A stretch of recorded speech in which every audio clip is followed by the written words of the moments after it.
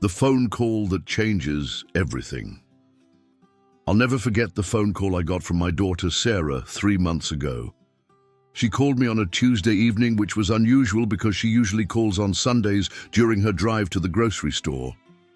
I picked up expecting to hear about her week, maybe some story about my granddaughter's latest adventure in kindergarten.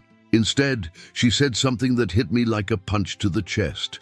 "Dad, I wanted to let you know that Tom got that promotion he was hoping for. We're going to be able to refinance the house and finally get that new roof we needed. I know you offered to help us with the money, but we're going to be okay on our own." She was so happy, so proud, and I was happy for her, truly. But after I hung up the phone, I sat in my kitchen for a long time, staring at nothing, feeling something I couldn't quite name. It took me a while to realize what it was. I wasn't needed anymore. My little girl, who used to call me to fix her bicycle, to help with math homework, to ask advice about everything from college majors to car purchases, didn't need her dad to swoop in and save the day. Maybe you know this feeling. Maybe you've had your own version of that phone call, or that moment when you realized your children have become fully capable adults who can handle their own problems, make their own decisions, and live their own lives without your constant input or assistance. It's supposed to be a good thing, right? We raised them to be independent, to be strong, to be able to stand on their own 2 feet. We did our job well if they don't need us anymore. So why does it feel so empty?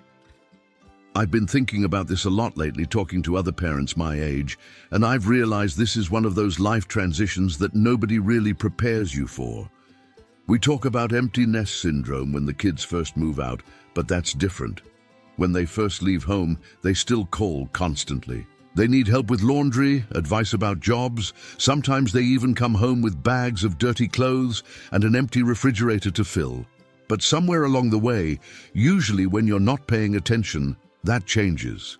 They figure out how to do their own laundry.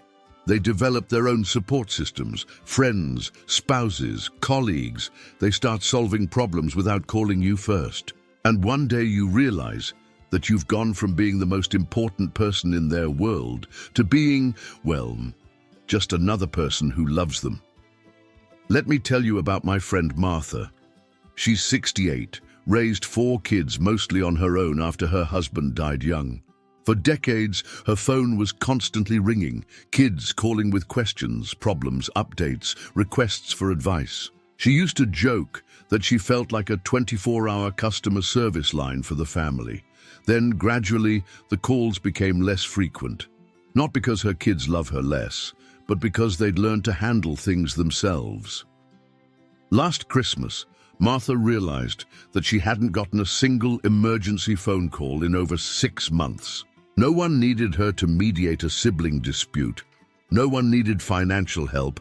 No one needed her to watch the grandkids at the last minute. "I should be celebrating," she told me. "I raised 4 successful independent adults. But instead, I feel like I've been laid off from the most important job I ever had." That's exactly it, isn't it? Being a parent, especially being needed as a parent, becomes such a core part of your identity that when that role shifts, you can feel lost. For 30, 40, maybe even 50 years, you were the person your children turned to when they needed help, comfort, guidance, or just someone to listen. You were their safe harbor, their problem solver, their cheerleader, their safety net. And now they have other people to fill those roles. Spouses who comfort them when they're upset, friends who give them advice about career decisions, financial advisors who help them plan for the future, babysitters who watch the grandkids when they need a night out. It's not that they don't love you anymore. It's not that you're not important to them. But the nature of your importance has changed, and that can be incredibly difficult to adjust to. I remember when my son Michael was going through his divorce 5 years ago. I waited for him to call, to ask for advice, to need me to help him navigate this difficult time. But he didn't. He handled it through his lawyer, leaned on his friends for emotional support, figured out the custody arrangements on his own. When I finally asked him how he was doing, he said, "Thanks for caring, Dad, but I've got it handled." He had it handled. My boy, who used to need me to kill spiders in his room, had it handled. And I felt proud and heartbroken at the same time. Here's what I think makes this transition so hard. When you're actively parenting, when your kids need you regularly, you have a clear sense of purpose. You know why you get up in the morning. You know your role in the world. You're not just a person living your life. You're a parent fulfilling one of the most important responsibilities there is. But when that daily, immediate need disappears, you can feel like you're drifting. What's your purpose now? What's your role? How do you matter in your children's lives when they don't actually need you to matter? And there's another layer to this that I think we don't talk about enough. Guilt. You feel guilty for feeling sad about their independence. You feel guilty for missing the days when they needed you, because you know that sounds selfish. You feel guilty for wanting them to call more often, for wishing they'd ask your opinion about things, for hoping they might need your help once in a while. But here's what I want you to understand. These feelings are normal, they're understandable, and they don't make you a bad parent. They make you a human being who spent decades pouring your heart and soul into raising children, and now you're trying to figure out who you are when that all-consuming job is essentially complete. The relationship between you and your adult children is going to be different than it was when they were young. It has to be. But different doesn't have to mean less meaningful. It just means you need to learn how to navigate this new phase of parenthood that nobody really teaches you about. The grief nobody talks about. You know what struck me the most when I was struggling with this whole thing? Nobody talks about the grief involved in watching your children become fully independent adults. We celebrate their achievements. We're proud of their success. We tell everyone how well they're doing. But we don't acknowledge the loss that comes with that success. And it is a loss. It's the loss of being needed in the way you used to be needed. It's the loss of being the first person they call when something big happens. It's the loss of that special role that only a parent can fill in their child's life. When they were young, you were irreplaceable. Now, while you're still loved, many of your functions have been replaced by other people and other resources. Let me share something that happened to my neighbor Jim that really illustrates this. Jim's daughter, Lisa, has always been close to him. She's 35 now, married, with 2 kids of her own. For years, whenever Lisa had a problem with her car, she'd call Jim. He'd been working on cars his whole life, knew them inside and out. It was their thing. She'd describe the symptoms over the phone, he'd diagnose the problem, and often he'd drive over to fix it himself. Last month, Lisa's car started making a strange noise. Jim waited for the call. It didn't come. 3 days later, he ran into Lisa at the grocery store and asked about the car. "Oh, that's all fixed," she said cheerfully. "I took it to that new mechanic downtown. He was great, had it done in a couple hours." Jim smiled and said he was glad she got it taken care of, but he told me later that he felt like he'd been punched in the stomach. "She didn't even think to call me," he said. "It used to be automatic. Car problem, call Dad. Now I'm not even on her radar for something like that." It's not that Lisa doesn't love her father. It's not that she was trying to hurt him. She's just developed other resources, other ways of solving problems. She's become a competent adult who doesn't automatically turn to her parents for every issue that comes up, which is exactly what Jim raised her to be.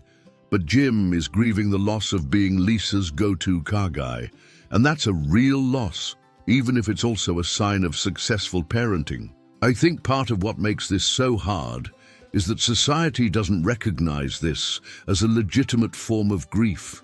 When someone dies, people understand your sadness. When you lose a job, people sympathize with your sense of displacement. But when your children become independent adults who don't need you the way they used to, you're supposed to just be happy about it. But the truth is, you can be proud of your children's independence and still mourn the end of an era. You can be grateful that you raised capable adults and still miss being needed by them. These feelings aren't contradictory. They're both part of the complex emotional reality of this stage of parenthood. My friend Carol put it perfectly when she said, "I spent 30 years being the most important person in my kids' lives. Now, I'm just one of many people who care about them. I'm happy they have so many people who love and support them, but I miss being special in that way." There's another aspect of this grief that I think catches a lot of us off guard: the loss of purpose and identity. For decades, being a parent wasn't just something you did, it was who you were. You made decisions based on what was best for your children. You structured your time around their needs. You measured your success by how well they were doing. When that all-consuming role shifts, you can feel like you don't know who you are anymore. My wife used to say she felt like she'd been laid off from the job she was best at, the job that mattered most to her. She'd spent 25 years being needed on a daily basis, solving problems, providing comfort, offering guidance. Suddenly, her phone was quiet, her advice wasn't requested, and her help wasn't needed. "I keep waiting for someone to need me," she told me one day. "But everyone's doing fine without me, and I don't know what my role is supposed to be now." That's the thing. When your children are young, your role as a parent is clear and immediate. Feed them, clothe them, keep them safe, help them with homework, drive them to soccer practice, comfort them when they're scared. You know what you need to do, and you know that what you do matters in a tangible, immediate way. But when they're adults, your role becomes much more ambiguous. You're still their parent, but what does that mean on a day-to-day basis? How do you show love and support without interfering? How do you stay connected without being intrusive? How do you maintain a meaningful relationship with someone who doesn't actually need you for anything specific? And then there's the guilt that comes with missing the old days. You feel terrible for sometimes wishing they'd call more often, or ask your opinion about big decisions, or need your help with something. You know you should be celebrating their independence, not mourning it. You know you should be proud that they're handling their lives so well, not sad that they don't need you to help them handle it. But missing being needed doesn't make you selfish. It makes you human. You poured your heart, soul, time, energy, and love into raising these children. Being needed by them wasn't just a responsibility. It was a privilege, a source of meaning, a way of feeling valuable and important in the world. I've learned that it's okay to grieve this transition. It's okay to feel sad about not being needed in the same way anymore. It's okay to miss the days when you were the center of your children's universe, even while you're proud of who they've become. What I've also learned is that this grief, like all grief, changes over time. The sharp pain of realizing you're not needed anymore eventually becomes something softer, a wistful recognition that an important chapter of your life has ended, but also an appreciation for the successful outcome of decades of love and hard work. Your children's independence is the greatest compliment to your parenting, but it's also an ending, and endings are always worth grieving, even when they're also beginnings. Discovering your new role in their lives. About 6 months ago, I was having lunch with my son David, and I made a comment about how I felt like I wasn't much use to him anymore. He looked at me with genuine surprise and said something that completely changed my perspective. "Dad, just because I do not need you to solve my problems anymore doesn't mean I do not need you. I need you to be proud of me. I need you to believe in me. I need to know that you're there if everything falls apart. I need you to be my dad." That conversation helped me understand something important. Just because the nature of your children's need for you changes doesn't mean the need disappears entirely. It just becomes different, often more subtle, but no less important. I started paying attention to the ways my adult children still need me, and I realized I'd been looking for the wrong things. I'd been waiting for them to call with problems to solve, advice to seek, help to request. But their need for me now is quieter, deeper, and in some ways more profound. They need me to witness their lives, to celebrate their victories, to acknowledge their struggles. They need me to remember their history, to be proud of how far they've come, to believe in their ability to handle whatever comes next. They need me to be a consistent presence in their lives, not necessarily as a problem solver, but as someone who loves them unconditionally. My daughter Sarah still calls me, just not for emergencies anymore. Now she calls to tell me about my granddaughter's funny sayings, to share excitement about a promotion at work, to vent about frustrating neighbors. She doesn't need me to fix anything. She just needs me to listen, to care, to be interested in her life. And you know what? That's actually pretty wonderful. When she used to call with problems, our conversations were often stressful. She was upset, I was worried, and we were both focused on solving whatever crisis was at hand. Now our conversations are more relaxed, more enjoyable. I get to hear about the good things in her life, not just the problems. I've learned that my role now is less about doing and more about being. Being present when they want to share something, being interested in their lives without being intrusive, being proud of their accomplishments without taking credit for them, being supportive without being controlling. It's a more subtle form of parenting, but it's still parenting. And in some ways, it requires more skill than the hands-on parenting of earlier years. When your child is little and they fall down, you know what to do. You pick them up, kiss the hurt, and make it better. When your adult child is struggling with something, you have to know when to offer support and when to step back, when to give advice, and when to just listen, when to help, and when to let them handle it themselves. My friend Robert figured this out beautifully with his son Mark. Mark went through a really difficult period a couple years ago. Job loss, relationship problems, financial stress. Robert's instinct was to jump in and try to fix everything. Instead, he asked Mark what he needed. Mark said, "I don't need you to solve this, Dad. I just need to know you believe I can figure it out." So Robert found ways to show that belief. He'd check in regularly, but not obsessively. He'd listen when Mark wanted to talk, but he didn't push for details. He offered specific help when asked, but he didn't try to take over. Most importantly, he consistently expressed confidence in Mark's ability to work through his problems. When Mark finally got back on his feet, he thanked his father not for solving his problems, but for believing in him while he solved them himself. That's a different kind of parenting, but it's no less valuable. I've also discovered that there are new opportunities for connection with adult children that were not possible when they were younger. My relationship with my kids now has an adult-to-adult quality that's actually quite special. We can have conversations about life, about relationships, about hopes and fears in ways that weren't possible when they were dependent on me. My son Michael and I have developed a tradition of taking a weekend fishing trip every spring. We don't catch much fish, but we talk about everything: his marriage, his career goals, his worries about raising his own kids. These conversations happen because he's an adult now, because he can relate to many of the challenges I've faced in my own life. When he was younger, I was always the one giving advice. Now we actually give each other advice, and here's something beautiful I've learned. Your adult children want to give back to you. They want to help you, support you, be there for you in ways they couldn't when they were younger. My daughter helps me with technology issues. My son gives me advice about investments. They both worry about my health and check in on me regularly. Letting them take care of you sometimes, letting them be helpful to you, is actually a gift you can give them.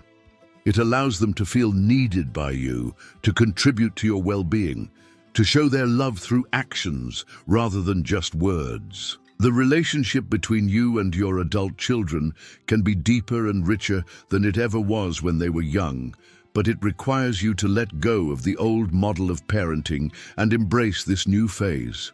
You're not managing their lives anymore. You're witnessing them. You're not solving their problems. You're believing in their ability to solve them.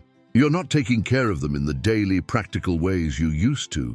You're loving them in a way that honors their independence while maintaining your connection.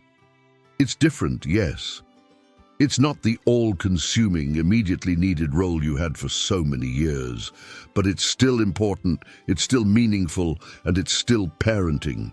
Your children may not need you the way they used to, but they still need you. They need you to be proud of them, to love them unconditionally, to be there as a foundation of support they can count on. You did your job well. They don't need you to manage their lives anymore because you taught them how to manage their own lives. And that is not the end of your relationship. It's the beginning of a new and potentially wonderful phase of it.